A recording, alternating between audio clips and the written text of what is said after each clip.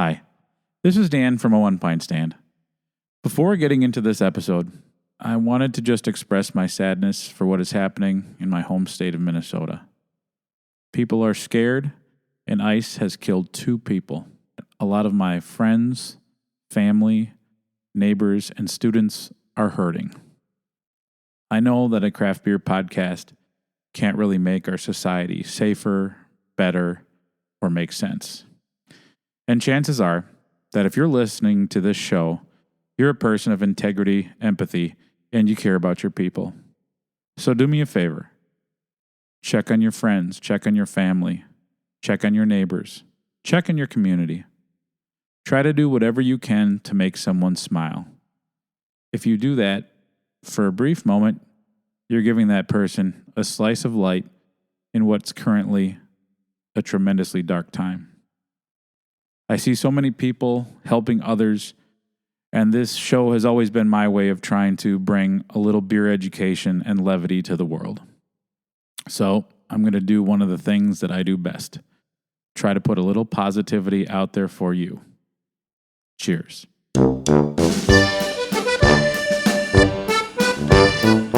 You are listening to A One Pint Stand, a Minnesota craft beer podcast that tells the stories of craft beer in Minnesota and beyond. So kick back, relax, and grab a cold one. The show starts now. Hello, my name is Dan Bobian, and I write, produce, and host A One Pint Stand. I'm ecstatic that you're listening. This episode of A One Pint Stand is proudly sponsored by Town Hall Brewery. Town Hall Brewery sets the bar for excellence in brew pubs with their award-winning beers, delicious food, and wonderful wines and cocktails. They are the perfect place to sit down with a friend or loved one and create some great memories over conversation as you bask in their cozy brew pub setting. On this episode, I sit down with Dangerous Man Brewing Company's new owner, Jeremy Kuhns. I've been wanting to do this interview with Jeremy since meeting him at the Dangerous Man Tap Takeover at Malcolm Yards back in November. He's a great person, and we are very much kindred spirits in our passion for craft beer, education, and creating community. Jeremy talks about what it's like to be the new owner of Minnesota's most beloved craft beer brands, Dangerous Man. We laugh, we drink, and if you're a Patreon supporter with access to our special Patreon episodes, you can hear some side-splittingly hilarious teacher stories. We recorded this at 56 Brewing Company, and the tap room was abuzz with hearty Minnesotans drinking beer on a day when it was damn near negative 25 degrees below zero. So let's head out to 56 Brewing's tap room for my interview with Dangerous Man Brewing's new owner, Jeremy Kuhns. Cheers. Welcome to another on-location episode of A One Pint Stand. I'm here at 56 Brewing Company on a butt-cold January afternoon, and with me is the new owner of Dangerous Man, Jeremy Kuhns. Jeremy, thank you so much for sitting down with me. Yeah, thanks, Dan, for having me. I'm very excited and very cold as well. Yes, it's like we're walking through the Arctic. As my Uncle Jake used to say, it's a real weenie shrinker out there. So, before we get into the beer conversation, and truth be told, I have been looking forward to this since I met you back in early November when you did the tap takeover at Malcolm Yards, and I met you. Rob introduced us, and I just got a good vibe from you, and it's just nice to sit down and talk beer with somebody who is friendly and a nice person. And for my teacher friends, Jeremy, you used to be in education. Yes, yeah. And, we have that definitely in common. I was a teacher for 6 years. I taught 6th grade, science, math, and reading. God bless you. And, it was interesting. And then I went into administration right away. So I spent 14 years as a principal and assistant principal at a middle school. Okay. And then 4 years at an elementary, all in the Bloomington Public Schools. Okay. Did you ever work with a Brian Klein? Yes, I know Brian Klein very well. He lives down the street from me. Oh my God! So yeah, yes. Brian Klein and I would have at least quarterly meetups. We'd go over to one of the kind of underground bars in the area. Oh, yeah. Get away from everybody and Yeah. have a beer and just kind of let loose. So, yeah, Brian and I go way back. He's fascinating because he used to be a sports writer. Yes. And some of his stories are just great. So he's a good guy. One time, like, at the time, there were 3 little ones, but, like, it was during COVID shutdown, and he and his wife were walking their 3 kids down to the park and, you know, on their way back, and they were kind of, every kid was in a various stage of a meltdown, and then I think his little daughter, she just like peed her pants right there. He's like, I gotta go. I'm like, yeah, it's looks like you got your night planned. That's a fun time. So before we get into the beer conversation, Jeremy, I'd like you to kind of introduce yourself and give our audience a little sense of some of your interests. So I always like to start off with some Barbara Walters-esque hard-hitting questions. So I'll ask you, first of all, what's a beverage that you always have in your fridge that you like to enjoy? Yeah. As far as beer, it's hazies. I love hazy IPAs. That was my kind of my gateway drug into gateway beer into the craft beer loving. And so, yeah, any hazy. I do like the double, kind of the Imperials. I love double dry hopped. I love just anything that's just really hoppy and fruity and just delicious. So nice. Yeah, hazies for sure. Very good. Okay. Second question.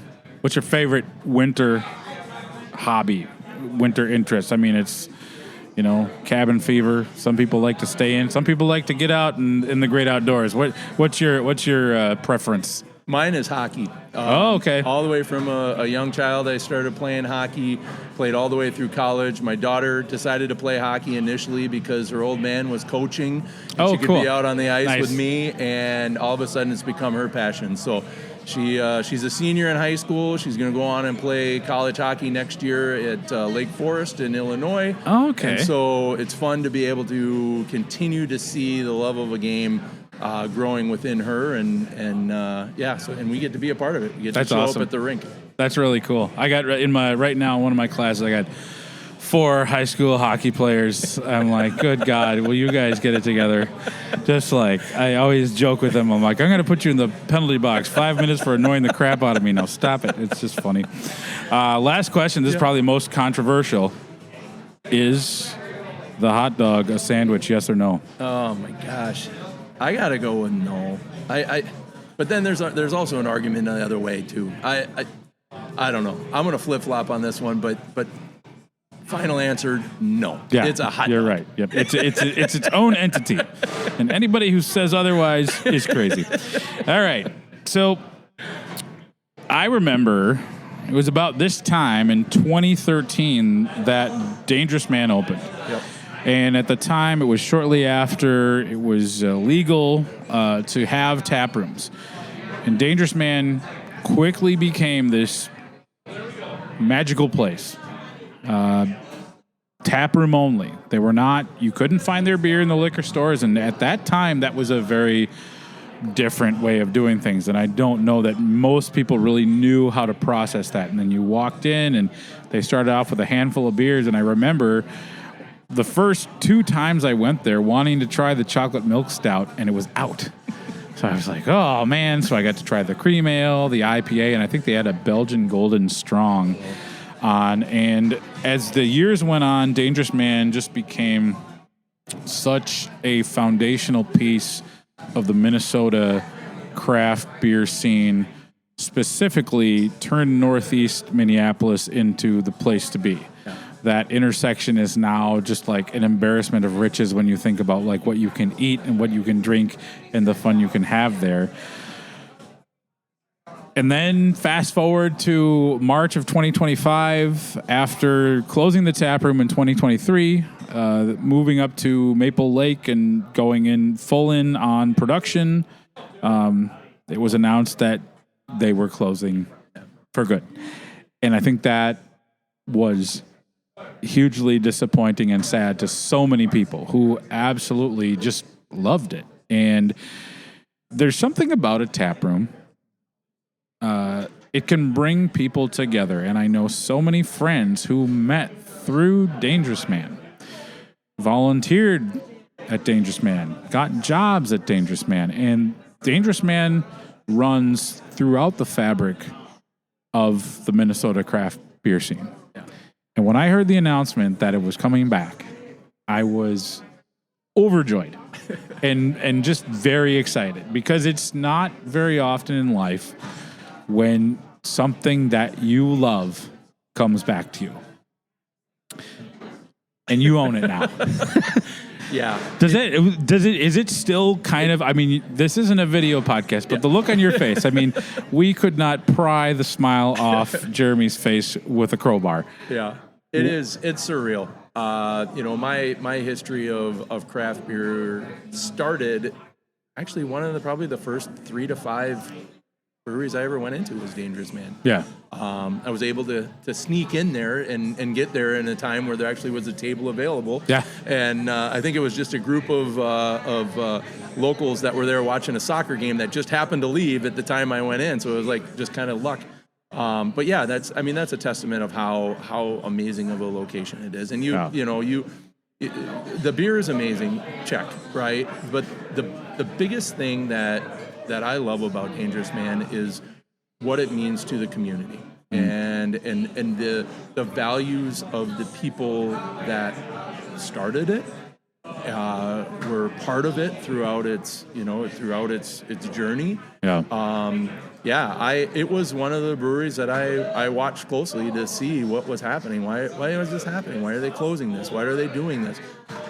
And in that particular time in my life, I wasn't in the market of anything with craft beer, but it was definitely in my radar of things that are happening. And but yeah, no, it honestly is. It's amazing. It doesn't feel real, especially you'll hear kind of where I started and how I ultimately got there. It sometimes you got to pinch me.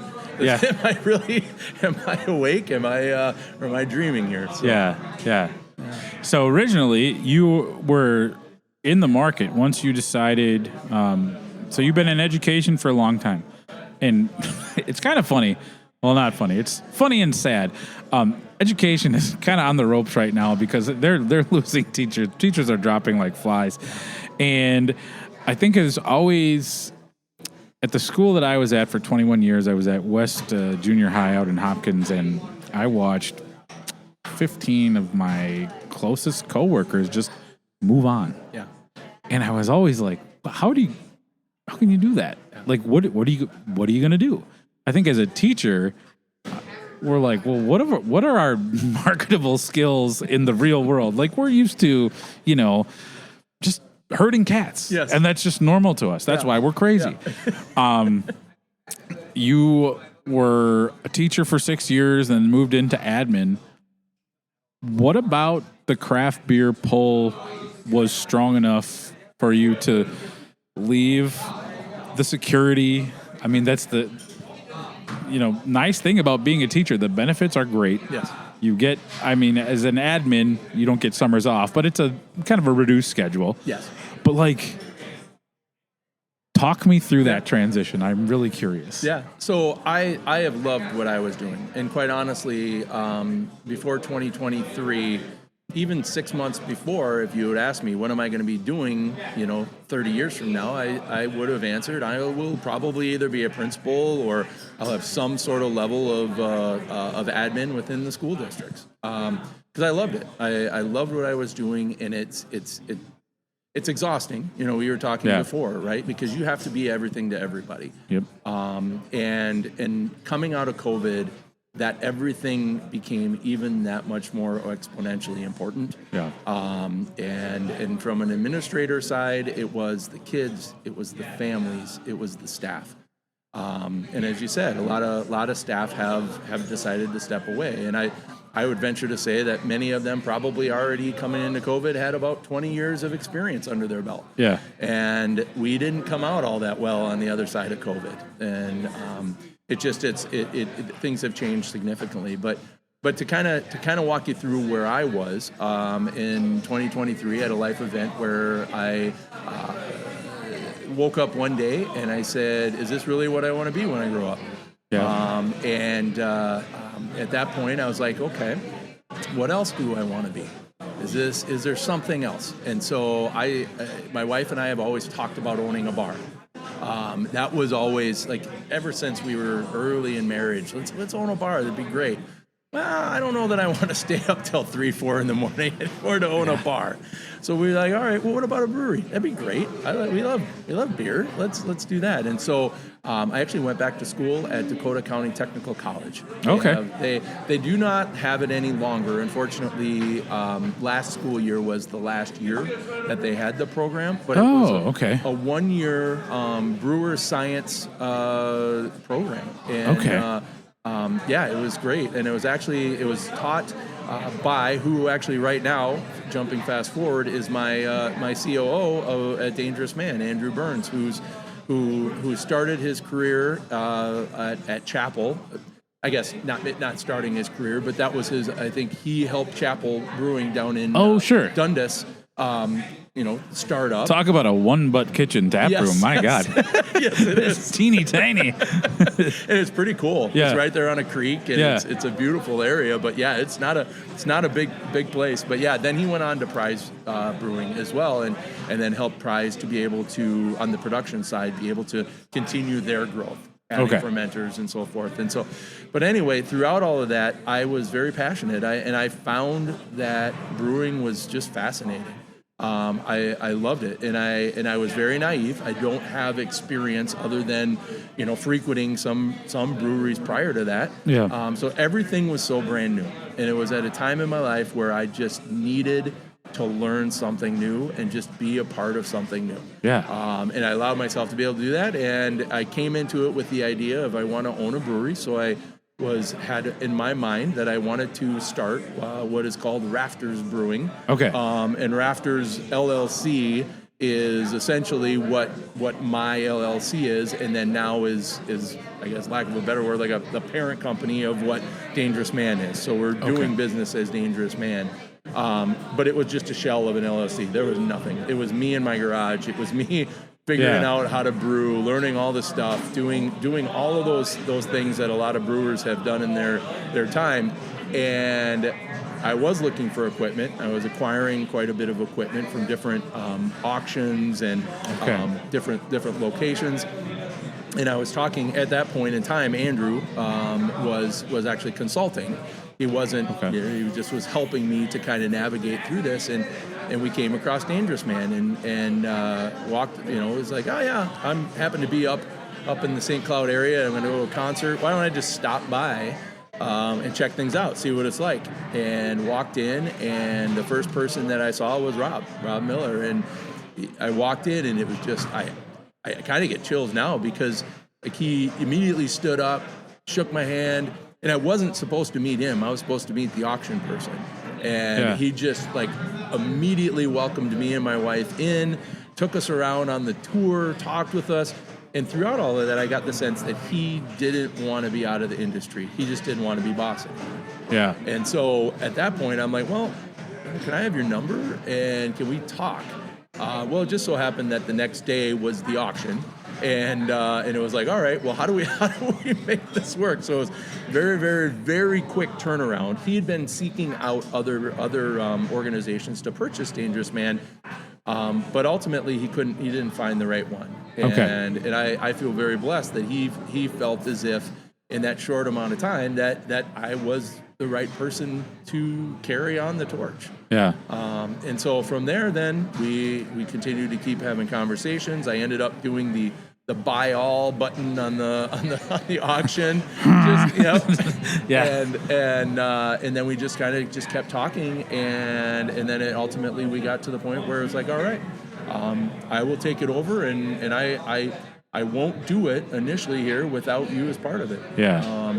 The beer, he's such an artist when it comes to brewing beer. He's an amazing human being. But when it comes to his technical skills of brewing, it's just, in our times that we've been brewing, and we're now 7 deep, I haven't haven't tasted anything other than perfection from him. Yeah. And so it's like, and that was what I said, because that's not a strength of mine. I'm learning to brew. I'm not.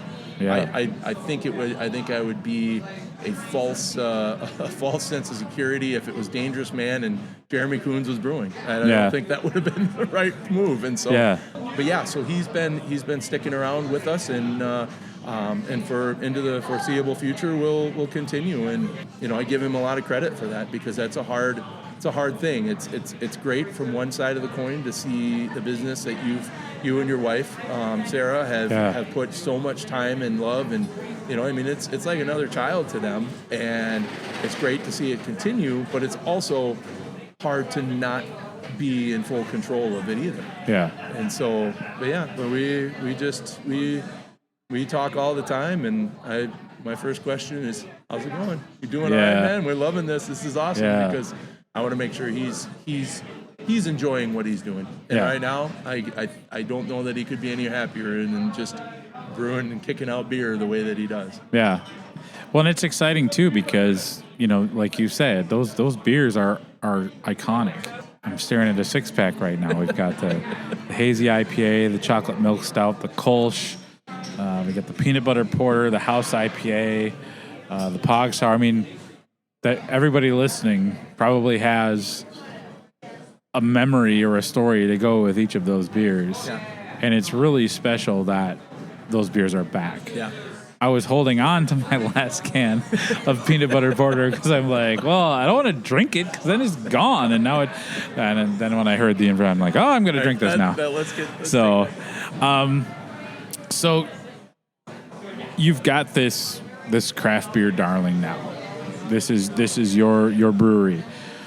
What I have to imagine that, the quote, with great power comes great responsibility. I'm sure you've got everybody telling you what you should do with it, what you shouldn't do with it. Yep.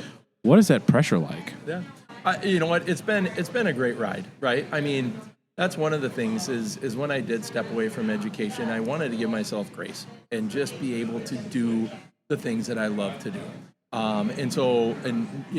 But Dangerous Man has it's deep rooted who they were, what they were to the community, and so from that standpoint, it is very important that the decisions that and I'll say we, because from my leadership standpoint, is I don't make decisions independently. Right. I am smart enough to know that I need to surround myself with people that are smarter than myself. Yeah. And in order for us to be successful, and people that have just as much, if not even more, passion for the brand as what I do, because that's how we're going to be successful. And so I approach it with an open mind. I'm not a type of guy that takes myself too seriously. I am passionate about what I'm passionate about, but I also recognize that I'm not always right.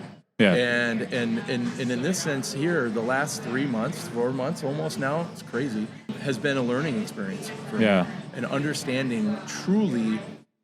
I think I knew at a surface level what Dangerous Man was, but understanding deep underneath that surface, all the layers, of that onion as to what it is. You brought up the volunteer group. I mean, there were hundreds of people on an email listserv that, hey, if we're gonna do, let's say we're gonna do this, we have this community garden. Let's bring people down, and you know what? Afterwards, then we'll go grab a beer down at the tap room, and we'll give you a shirt and all that. Like, people were in. It just is amazing, and to hear the stories of that. Yeah. And then also even being able to connect, like you mentioned, Malcolm Yards. That was a lot of fun because there's a lot of new fans of Dangerous Man that are essentially fans and friends of mine. But there's a tremendous amount of people that have stories about how they remember when they mixed the chocolate milk stout with the peanut butter porter, and it's like, and you can just see and hear the passion in their voice as to that wasn't just a beer, that was an experience, and so the pressure, if there is, if I'm going to say it, is to try to make sure that Dangerous Man as we go forward replicates what that it's impossible to be the same, but that same level of passion that people feel. And it's harder in distribution, because we don't have a community space. But we are getting very, very, very close to getting one, and I can say we are narrowed in on a space in Northeast Minneapolis, and I think that people are going to be. I hope that people are going to be very excited about that because there's such a history there. Yes, there's a little bit of heartbreak when they left, and sometimes that opinion shows up, right? People sometimes in social media will blast off a little bit of frustration, right? Like, but the majority of people have been very, very supportive all the way through, and so it's upon me and upon our team to make sure that what we create is consistent with what Dangerous Man was. And it makes me happy to hear that you're looking at Northeast Minneapolis. I think that one of the things early on, there was discussion that you were looking in the southern burbs. And when I talked to you, when I met you at Malcolm Yards, I'm like, hey, are you still married to that idea? I was like, I didn't want to be insensitive, but and you're like, after doing a lot of research and talking to people, I think it makes sense. It has to be, we're looking in Northeast and that it's where it belongs. I mean, remember what happened when Norm Green moved the North Stars? Just not to try to be hyperbolic here, sucks. but yeah, exactly. And I think that's going to be great. I think when people find out where it's going to be, they're going to be really pumped. And I'm just happy. It's one of those things. It is Northeast. When you think about Northeast beer, Dangerous Man, it belongs there. And I think there's a lot of reasons why the taproom had to close, but it just wasn't feasible. And so I'm excited that sooner than later be able to enjoy a Dangerous Man beer on tap. I know one of the questions people are dying to know that when the taproom does open up, will it have 97,000 plants? Because people really, that was a polarizing thing. What do you all have against fresh oxygen? I never understood that. But so when I think about I think there is this is why I don't like sequels to movies. Right. Because the first Naked Gun movie was comedic perfection. Naked Gun 2.5, it was fine. There were some good scenes, but it wasn't the best. I think knowing what Dangerous Man was and what it turned into, and that all happened like organically through the thing that you can't create, the human experience, the magic of the third space. I wonder, do you feel wary of, okay, we know what this was. How do you make it so something can be created organically on its own? Or some people might say, okay, we're going to be totally different. There's going to be nothing the same. We're not going to have any plants. We're going to have fake plants. We're just going to have cinder blocks in pots. There will be no plants. What is that thought process? I'm sure you've thought, you're a craft beer guy. You go to a lot of breweries. There's got to be things that you have experienced that you're like, I really like how they do this here. Yeah. This would be cool. Because I think, I liken it to like shopping for, when you're looking for a house. There's the perfect house doesn't exist, but you can kind of take little bits and pieces, and it's like if you could just smush them all together, and that's why people build a house. It's like, oh, okay, now we got everything. What are some things as you're kind of thinking about, the eventuality of a tap room? What will it need to have? What are some things? How do you put your spin on it? Yeah, you're definitely right? Like making a sequel, if you will, you can't replicate the original in its entirety. But the reality is that Dangerous Man, as you had said, was evolved. Yeah. It was constantly evolving. What it looked like, what it felt like, was different from year one as it was year 10, 12, 13. Yeah. Right? And that isn't to say that the values changed, because that's the piece that I want to make sure that I maintain is the values. And I got into this in being in education for so long, and you know this. It's about creating community. Your classrooms are community. Your schools are community. And you welcome everybody. Yeah. And it's not like you can choose who gets to come, right. At least at public schools, in which where we both have been a part of. We take everybody in, and that's the same mentality that I wanted to have with my concept of a brewery. Yeah. And that exists. That already previously exists. Like, Dangerous Man and all of their documentation of their mission and vision. Like I before even buying it, I'm reading and I'm going, this is exactly it. Like, and yeah. I can basically start on third base with it already established, and now I just need to keep the train moving. Yeah. And so from that standpoint, that's the most important piece. Now the other piece is the aesthetic piece. I won't let the cat out of the bag, but Rob does still have some pretty iconic pieces from that original tap room that I want to make sure I incorporate it. And I'm a sucker for nostalgia. Like I love the story that Rob and Sarah and everybody part of Dangerous Man they created, and I want to celebrate that. And so we've brought on a group that's going to help us to be able to respectfully celebrate the past, but then lead us into what this new evolved Dangerous Man is going to be.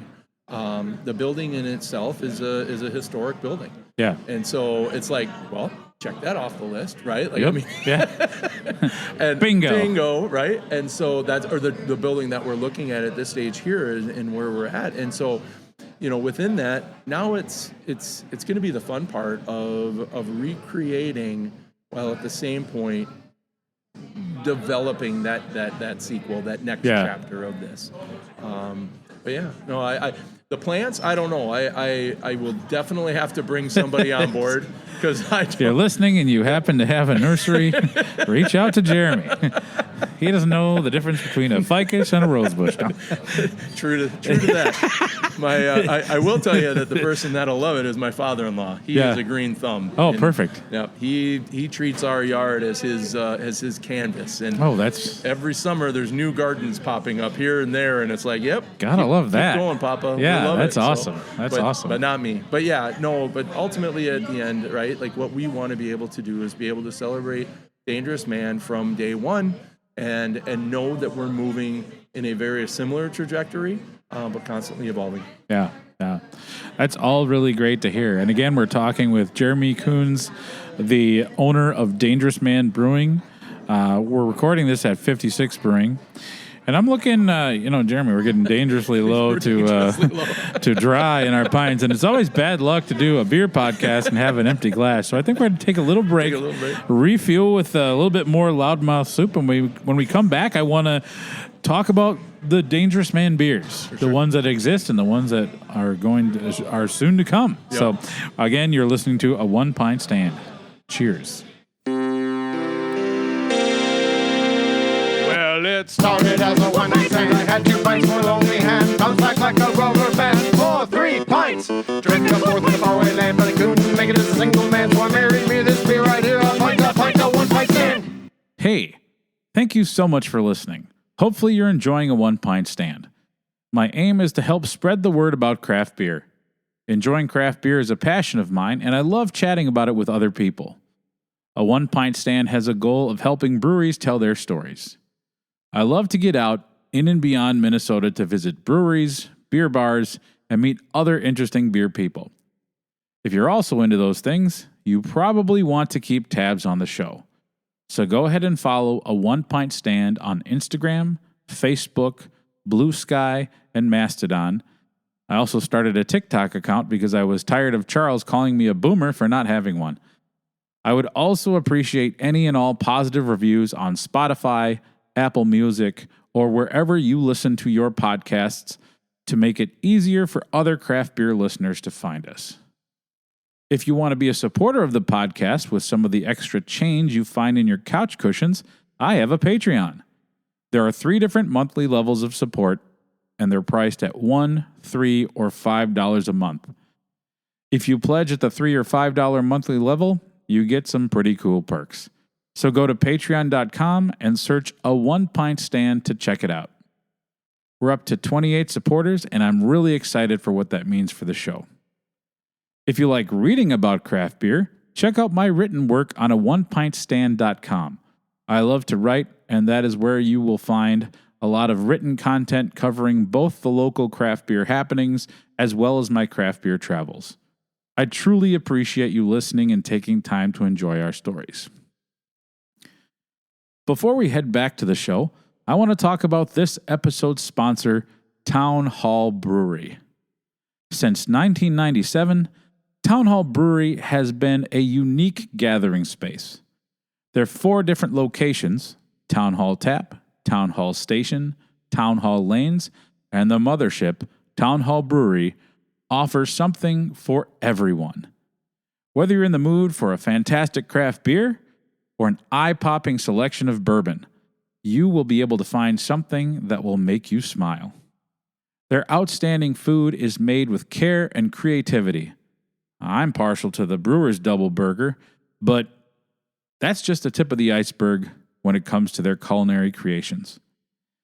If all that wasn't enough to get you excited, their barrel-aged week is right around the corner.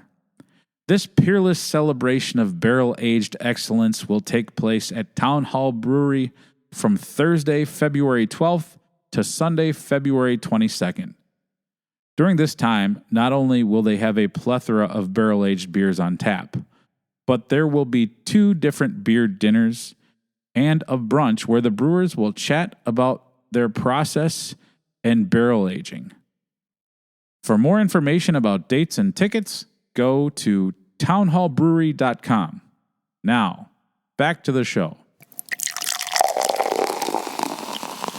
How about a beer? We're back here for the second half of our beer conversation. We're at 56 Brewing in Northeast Minneapolis, and I'm being joined by Jeremy Kuhns, the owner of Dangerous Man Brewing Company, and we're having a great time. We have refueled with some...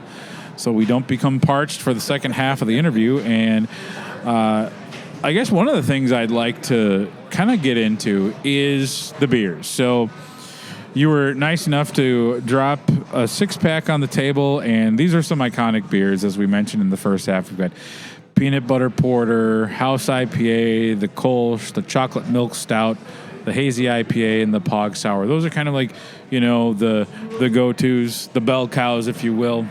As you kind of are getting into this new role and kind of understanding the Dangerous Man brand, I'm sure people are wondering what's going to happen with the beers, because any time there's like a change, whether it's like you get a new head brewer or there's a change in ownership or something like that, I think people in Minnesota, they fear change, which is strange because aside from the Minnesota Lynx and the Twins, we should be embracing change because we have crap for professional sports teams.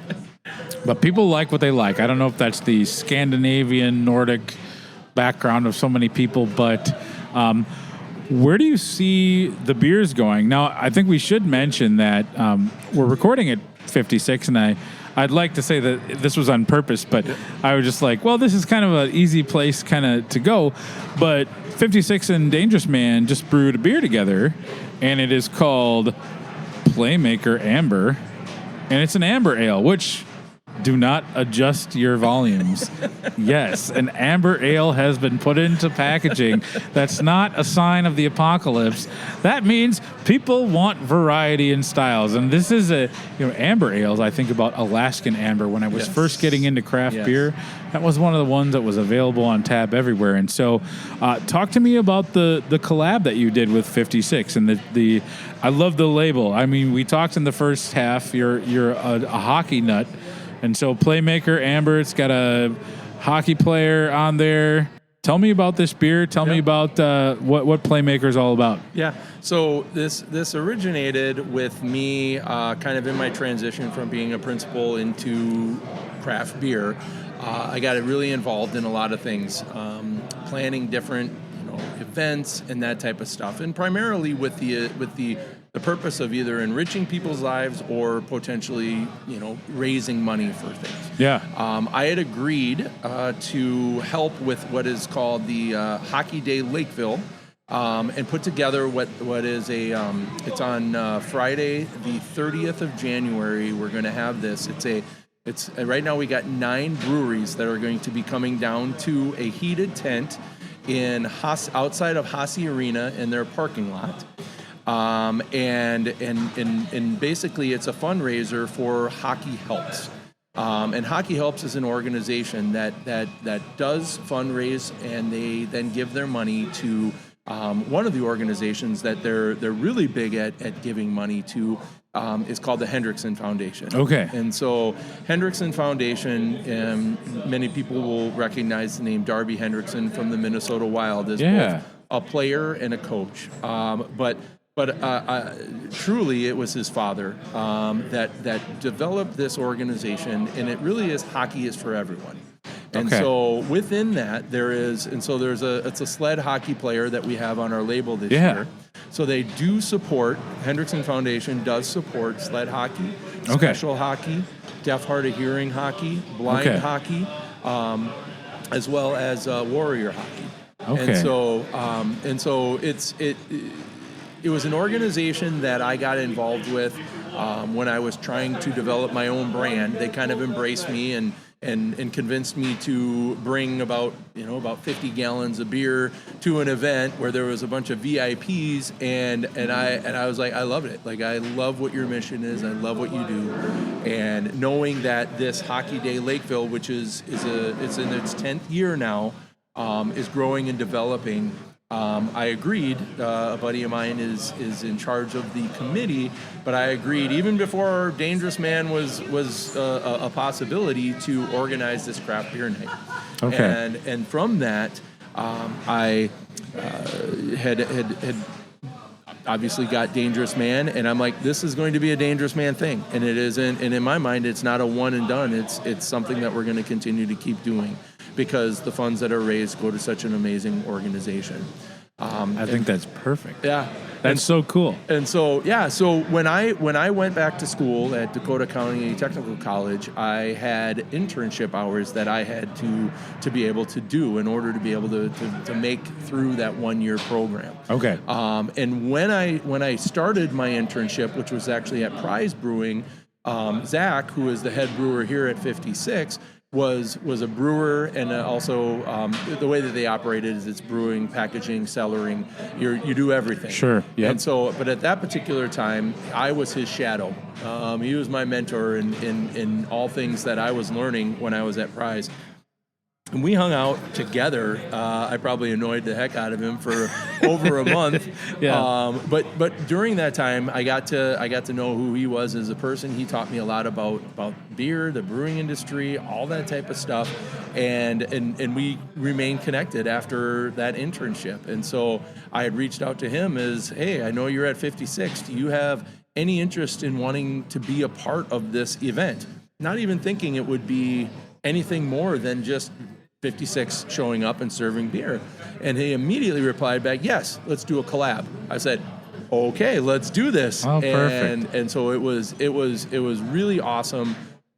We both brewed beer at each of our different breweries. Okay. And so with Minnesota laws, in order for us to be able to do that, be able to distribute or serve it, we have to brew it in our actual brewery. So we brewed a batch, they brewed a batch. The recipes are almost identical. One small little tweak between the two. So if you come down to Hockey Day Lakeville at the end of January, if you're down there, make sure you swing by 56, because theirs will be just a little bit different. Okay, cool. But we loved it. We beginning of January, we brewed at Dangerous Man. Next week, we came over and brewed over here at 56. Okay. And today we just packaged, and so it turned out to be a great beer. And yes, the amber, yes, it's in a package. Yeah. You referenced Alaskan Amber. I grew up in Anchorage, and Alaskan Amber was one of my go-tos. I love that beer. Yeah. And so, and those of us in Minnesota were going to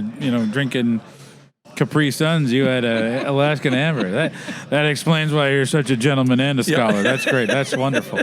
Yeah, this is nice. It's an amber ale. It's probably people listening that I don't know what's an amber ale. Well, it's just a nice, slightly caramely, slightly toasted, just easy drinking, balanced beer, and it's 5% alcohol, which I appreciate.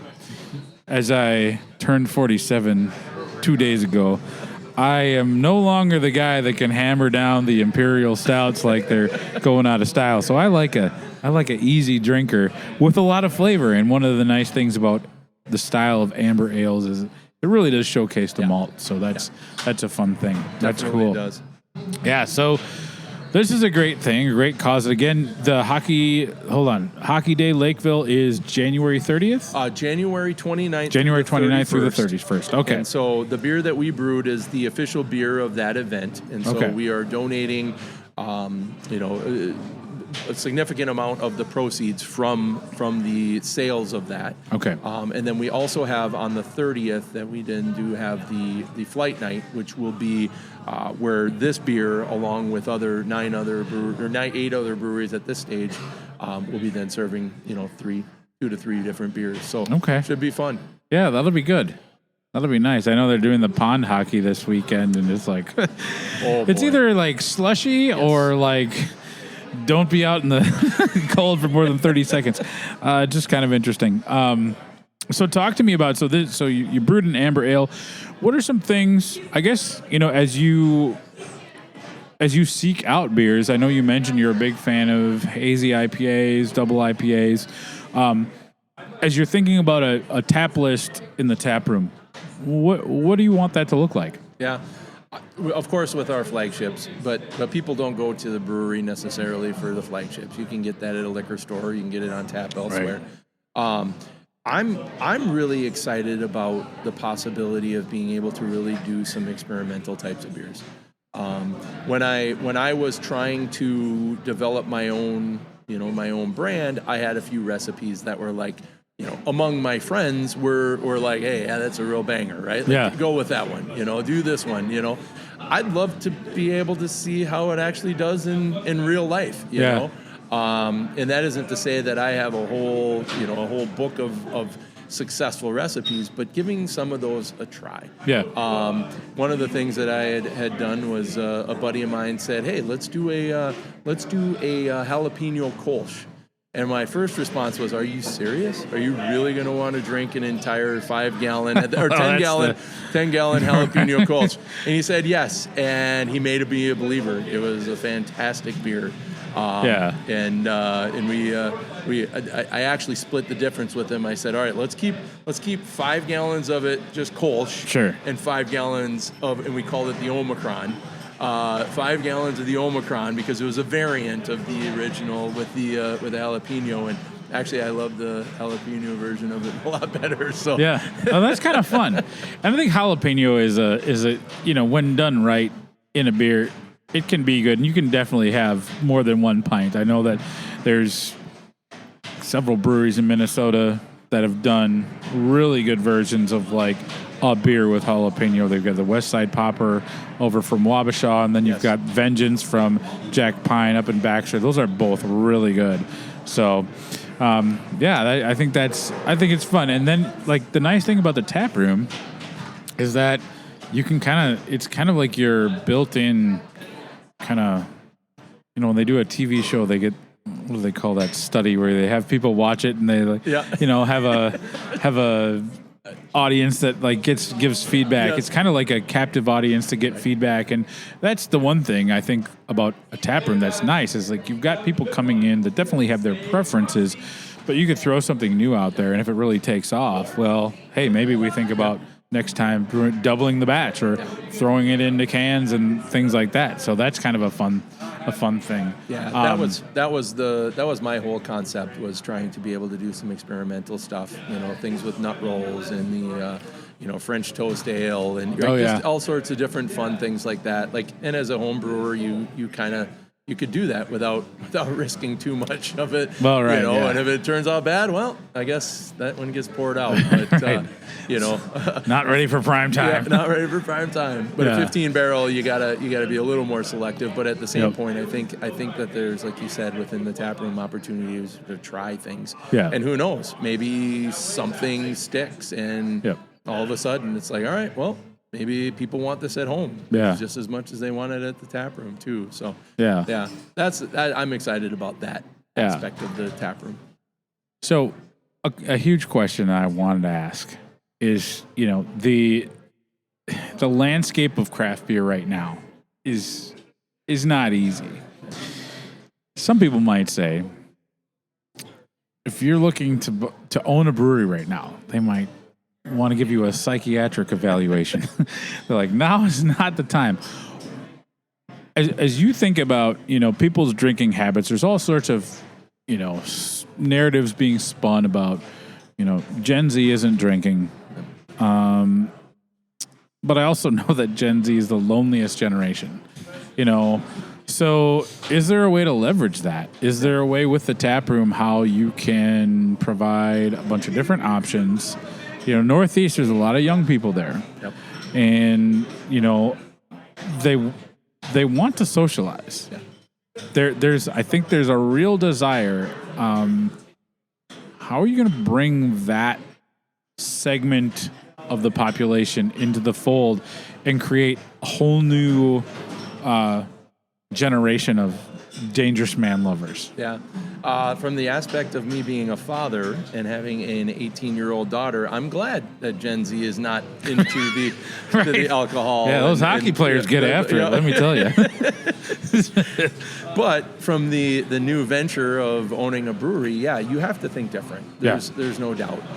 We just actually last night got final approval from the city through the state licensure. You have to get approval from the city to be able to manufacture the THC, low dose THC beverages. Okay. And so we are going to now begin that. That's been a big question that's come up, is like, when's Painkiller coming out? When's Dirty Shirley? When's Sure. And Dangerous Man had a great menu of different cocktail flavored types of THC drinks that just were really, really good. And so we have a game plan now that we are essentially licensed and given the okay. Sure. And then also working with, there's a group of brewery owners and also THC, low dose hemp derived THC beverage manufacturers that are leveraging the ability to be able to continue to produce these, because come October, November of next year,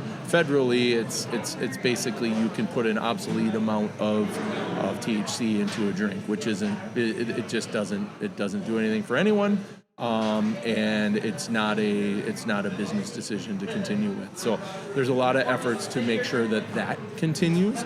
Yeah. And from what I'm hearing, it seems like there's a viable path to something that it's going to be workable for everyone. 100%. My view on it is that it's right now it's kind of in the ropes, up against the ropes with prohibition of it.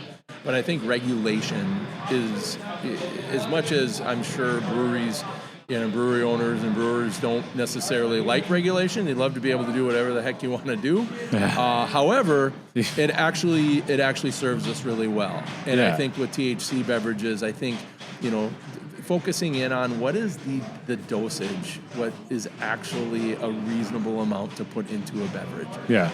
And I think that's going to be the big thing, is we're not going to have these 100 to 1,000 milligram types of drinks that are just it's ridiculous, right? Like, not everybody loves Pink Floyd that much. Yeah, exactly. But I do think that there's a lot of purposes, and in fact, throughout all of this, my mother-in-law and a buddy of mine's mother, it helps them to sleep, right? There is the intoxication value of that, of course, right? Just the chill hang. Yeah. But it actually does help people live a little better life too. Yeah. And so it's like, how do you find a balance with that? And so, but anyway, that and then also it seems as if Gen Zs are more, into, seltzer types of things and fruity beverages and those types of things. So I think thinking different. Yeah. I don't think, you mentioned, the craft beer industry right now is a tough one.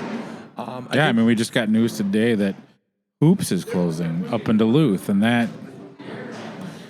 that's hard. I mean, if Hoops can't make it, that should be that's a canary in the coal mine for all of us. That just needs to if you're listening to this and you're like, I haven't been in my favorite spot in a while. Get to your favorite spot. Go now. So that's support it. Yeah. I think it ultimately it's an industry that matured. Yeah. In 2013, 2012, 2013, when it became legal to have a tap room, I mean, how awesome was it to walk in and be like, so this beverage I'm drinking came out of that tank? Yeah. And it was, right? Like that piece of it was a huge boom. Yep. And and Dangerous Man and other breweries were able to really capitalize and do well based on that. But like everything, it all evolves. And it's not about the beer. It's got to be about the culture that you create in the space that you have. And having other options for people, right? In a wide range of it. We are toying around with some NA types of offerings, and ideally, I'd love to have kind of a mirrored version of all of our flagships where it's NA. Yeah. It's a relatively expensive process right now, so it's we're just kind of figuring it out. I really hope, because I know it is pricey to do it well. I wonder. Now that'd be a good podcast episode to talk to the folks at ABV to figure out like what would it take to bring that cost down so it's maybe more palatable to a wider variety of people to get more NA, because I know that people want those options. And because it's like really the tap room culture, I think it's like we're seeing it expand beyond beer. People want to be part of this, but if you're not partaking in beer, well, okay, like what are you going to have? So the more options you can provide for your customers, the better. Yes. And just make them feel comfortable. Or like I was at Arbiter last Sunday. They have a NA stout. They're fine. I'm like, well, I want another beverage, but I know I don't want another alcoholic beverage. So I'm going to have the Foundation Stout, the NA version, and it was delicious. Yeah. So like those options need to be available, but it also I wonder if there could be more give and take as far as like the cost of it. Yeah, I mean it's an amazing technology. Yeah, we did go in and toured with ABVs, and they got something. Like they're creating something to the point where you basically send them you can send them a keg to do kind of a sample, or you can send them a big old vat of it, right? Like a bladder. And it basically goes in alcoholic and it comes out non-alcoholic. And then you also can get you get that seltzer base, right? You get the seltzer base. Okay. You get the ethanol out of it. Like it's magical. How did you extract all of this? And this seltzer base, if we sent in the peanut butter porter to try it out. How does the seltzer base not taste like peanut butter porter? Mind blowing. And so it's like I think there's something magic within the machine that they got there. Yeah. But it's awesome. And so it's I think it's like anything as it's as it becomes more and more available, and I know that they're trying to create other machines to be able to do it in maybe a more efficient and less cost effective way too. But and it isn't overly expensive, but at the end of the day, right? Like you'd think if I'm getting a non-alcoholic, it probably should be cheaper or at least not more expensive than the alcoholic version. That's what the conventional wisdom might say, but isn't the reality. because of the extra process that Right, it's involved in it. yeah. And It's that sorcery, that Yes, magic. that That's the magic. expansion part. That's it. They got some wizard back there. Like, oh, God, a fourth. And now I'm on double overtime. Expecto non-alcoholum. Who have been some of the people in the industry that have been helpful to you? I know you mentioned Zach before was kind of a mentor to you. Who've been some people that have been really welcoming? Because one thing that I hear a lot about when I talk to brewery owners and brewers and bartenders is they all have a great network of people. Yeah. There aren't that many people who are unwilling to really work and help because, if 56 does well, if Dangerous Man does well, if Insight does well, then there's a really good synergy of people moving around, and that's good for everybody. Who have been some people along the way as you've been into your journey who've kind of been helpful? Maybe some nuggets of wisdom that you've gotten. Hey, when I opened my tap room, I did this. It didn't work. Don't do it. Yeah. Oh, definitely. I mean, I'll start with Prize because that was where I did my internship, and they had a program where they brought us in, and they actually provided a scholarship too on top of it, and so it's like. That's awesome. Like the fact that they were willing to not only just bring in a student, but also, hey, we're willing to actually pay for your education to go through and continue to do that. And so there's some great people at Price. I can't say enough of how much I appreciate what they've done and allowed me to be able to learn. And from there, right, Zach was one that was a person that was a great, he's become a great friend and a great connection within it. I'm still in the infancy because I don't have the experience. Like I kind of feel at times like I'm the new kid on the playground. And I'm like introduce myself. Hey, I'm Jeremy. Do you want to be friends? Let's talk. Let's figure it out. And some places. I wasn't going to ask about the Lego set, but that's now that tracks. Okay. We can put together Legos later. Hopefully you're okay with that. Yeah, that's perfect. Yes. But no, some places that so during the time, kind of in my transition time from principal into where I'm at now, I did a lot of action research and I went to a lot of breweries. One location. Action research. There's an education term. Oh my God, I'm back to St. Mary's grad program. Cooperate and graduate, baby. I love a good action research. Yeah. And it also justified with my wife why I was at the brewery all the time. Oh, Just doing action research. Action research. I mean, I got this. Yeah. I got to get my portfolio ready here. I got to learn this. I got to talk to this person. And honestly, that's one of the things throughout all of that is people have been so welcoming. And within education, you don't just close your door and teach your class. Right. You collaborate. If you made something, unless you work across the hall from Kim Bush, because then you have to. Because you can't hear yourself think.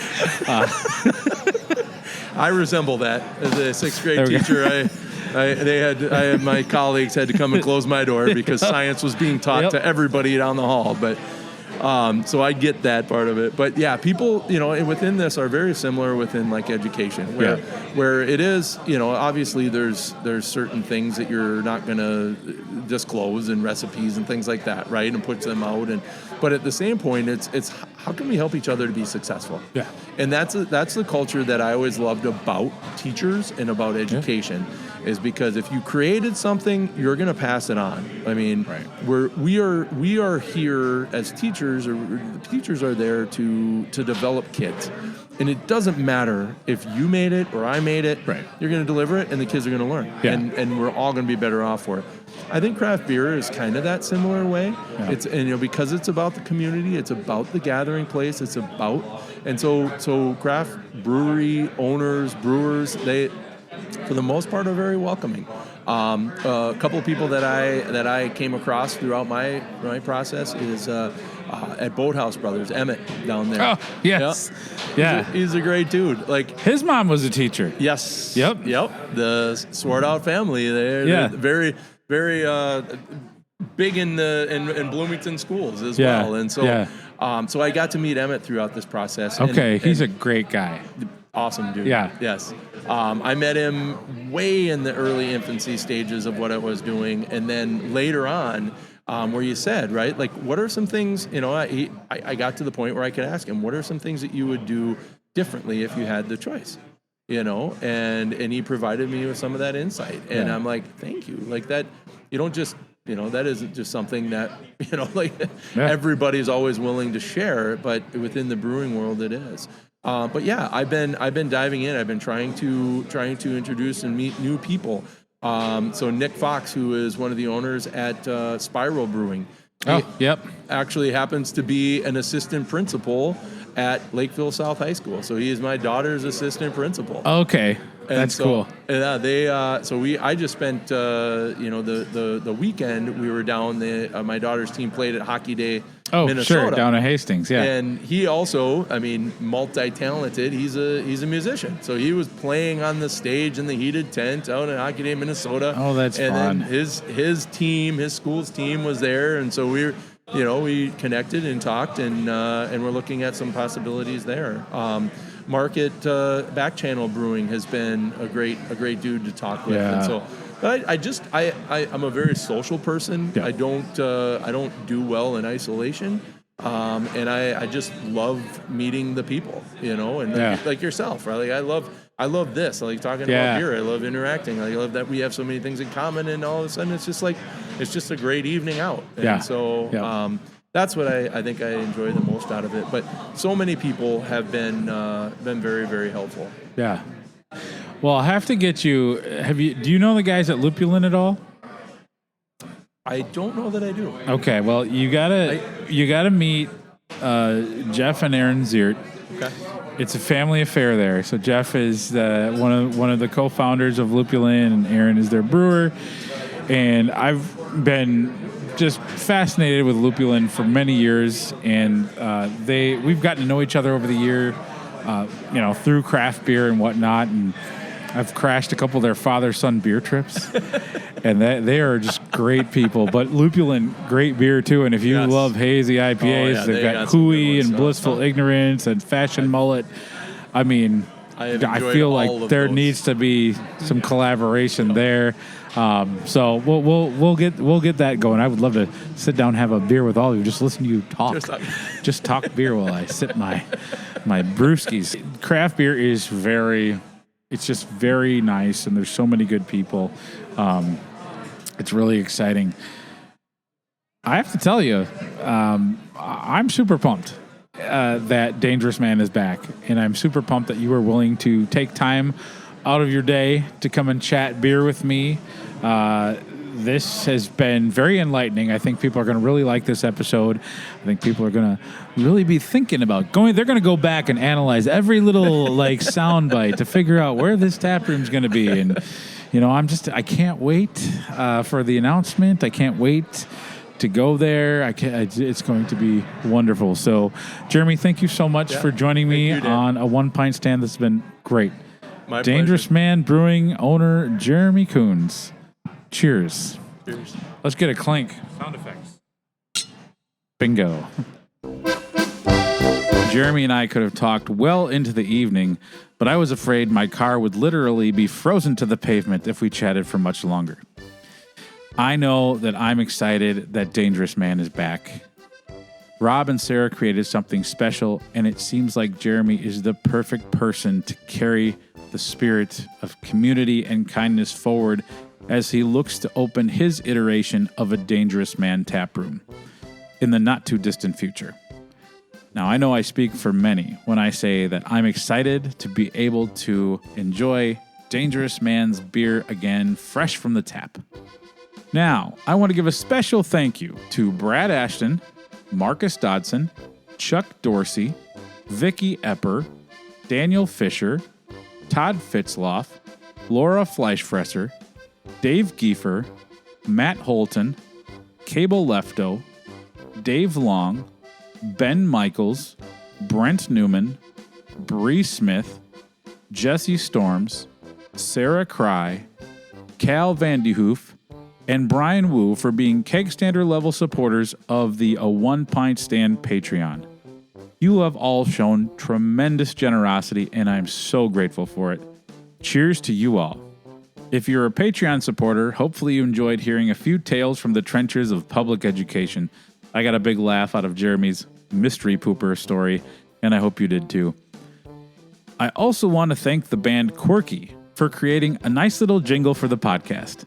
I just love how it turned out, and it adds such a great touch to the show. Thank you so much.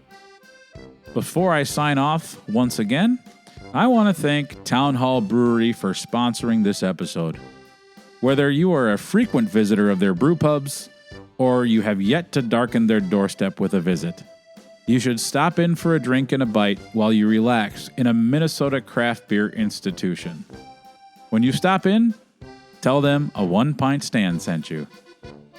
With that, this has been another episode of a 1 Pint Stand, a Minnesota craft beer podcast where the pants stay on, but the caps come off. Cheers. So, when those of us in Minnesota were going to, drinking Capri Suns, you had a Alaskan Amber.